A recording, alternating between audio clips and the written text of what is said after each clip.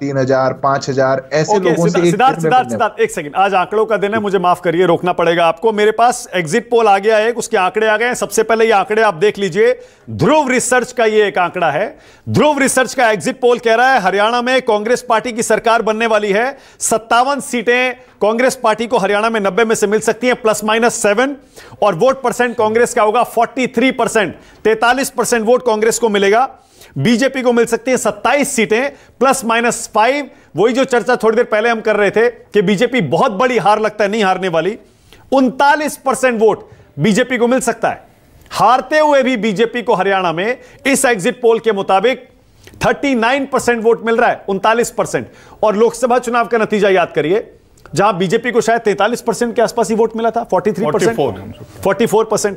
इसका मतलब बीजेपी का वोट 5% कम हुआ है। नहीं, सीटें 44 सीटों में बढ़त थी, उसको 44 सीटों पर बढ़त थी। मैं वोट परसेंट की बात कर रहा हूं, शायद 43% ही था। 44 से 27। अब वो देखिए कांग्रेस को हो गया है, और 39% इस एग्जिट पोल के मुताबिक बीजेपी को वोट मिल रहा है। लेकिन ये आंकड़े, पहला एग्जिट पोल हरियाणा चुनाव को लेकर न्यूज 24 की स्क्रीन पर आप देख रहे हैं। ध्रुव रिसर्च का ये एग्जिट पोल है जो कह रहा है कांग्रेस की सरकार बनेगी 57 सीटों के साथ, +-7, और बीजेपी 27 सीटों के साथ ये चुनाव हारने जा रही है, +-5। अगर प्लस भी कर लें तब भी 32 सीटें होती हैं बीजेपी की इस एग्जिट पोल के मुताबिक। यानी कि सरकार बनाने की तरफ ध्रुव रिसर्च के एग्जिट पोल के मुताबिक कांग्रेस पार्टी बढ़ रही है, और अदर्स को मिल सकती हैं 5 सीटें, +-3। अगर मान लीजिए बीजेपी को +5 करके हम 32 भी दे दें, ये बीजेपी के समर्थकों के लिए, सिद्धार्थ यादव के लिए, प्लस करके 32 भी दे दें, और अदर्स को 5 में प्लस करके 8 भी दे दें, तब भी ये सीटें होती हैं 40। यानी कि बहुमत के आंकड़े 5 से 5 सीटें कम।